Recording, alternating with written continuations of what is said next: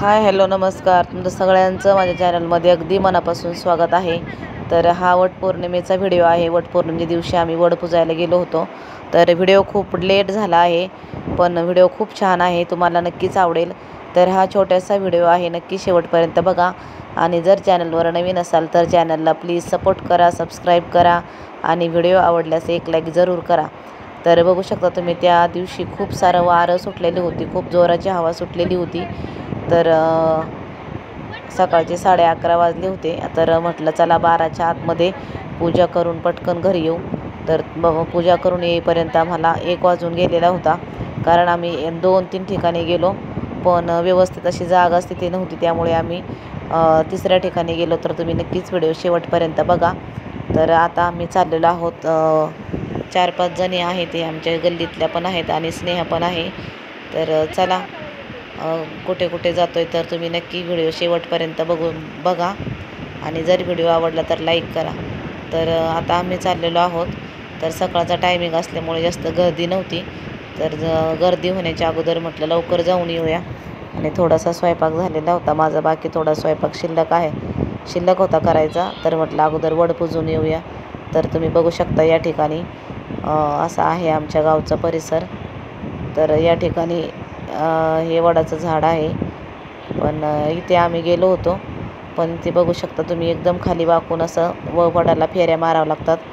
तर म्हणून आम्ही तिथे जवळून जाऊन बघितलं, म्हटलं फेऱ्या मारायला येतात का, पण तिथे काही फेऱ्या मारायला जमलंच नव्हतं, आम्हाला जमणार नव्हतं। त्यामुळे आम्ही अजून थोडे पुढे गेलो आणि मग तिकडं शाळेच्या जवळ एक वडाचं झाड आहे, त्या ठिकाणी गेलो आणि मग तिथे आम्ही वडाची पूजा वगैरे केली।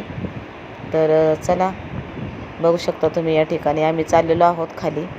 तर ते वडाचं झाड आम्ही बघितलं जवळून जाऊन, पण तिथे अजिबात फेऱ्या मारता येणार नव्हत्या आम्हाला, कारण खूप वाकून असं होतं त्या ठिकाणी।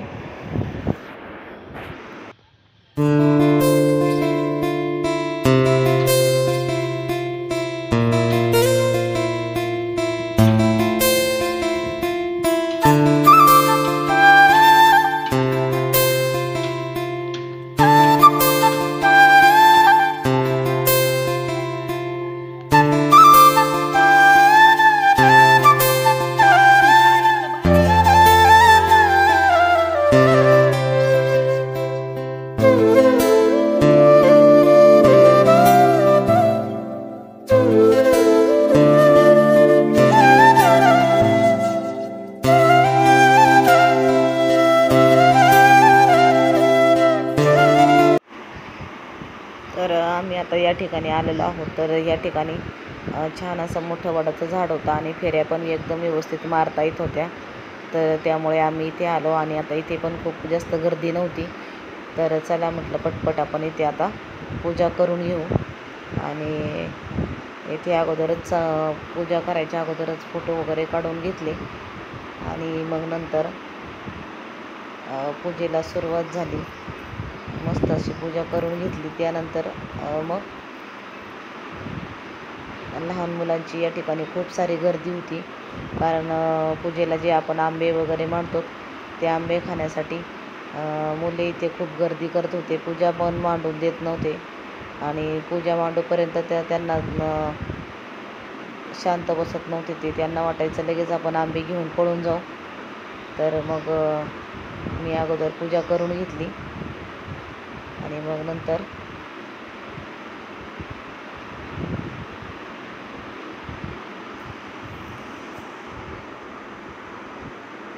बघू शकता तुम्ही, या ठिकाणी एकदम छोटी छोटी मुले आहेत। तर ती पूजा पण करून देत नव्हती मला, आणि मी त्यांना सांगत होते माझी पूजा झाल्याशिवाय कुणीही आंबे घ्यायचे नाहीत। तर अशा प्रकारे पटपट पूजा करून घेतली आणि मग घरी आले, कारण माझ्या मोबाईलवर सारखे फोन येत होते एका पार्सलवाल्याचे। मी एक साडी मागवलेली होती पार्सल, तर त्या साडीसाठी फोन येत होते। तर मग आम्ही त्याला सांगितलं की तू 4 वाजता ये। मग नंतर आम्ही पटकन फेरे मारून घेतले आणि तिथे भरपूर सारे फोटो वगैरे काढले, उखाणे वगैरे घेतले। त्याचं मी काही जास्त शूट केलं नाही। आणि मग नंतर सगळं झाल्यावर आम्ही घरी आलो।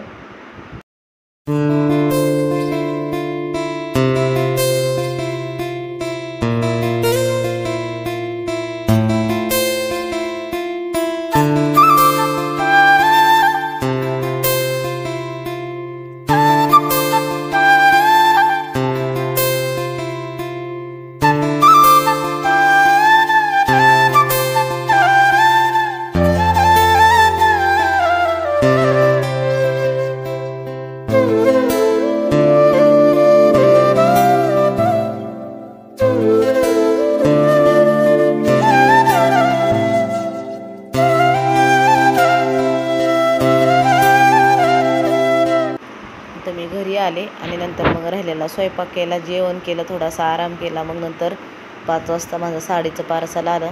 तर बघू शकता तुम्ही या ठिकाणी मी ही साडी तुम्हाला खोलून दाखवते. फक्त 520 रुपयाची साडी आहे. एकदम सॉफ्ट आणि एकदम छान असा कलर आहे.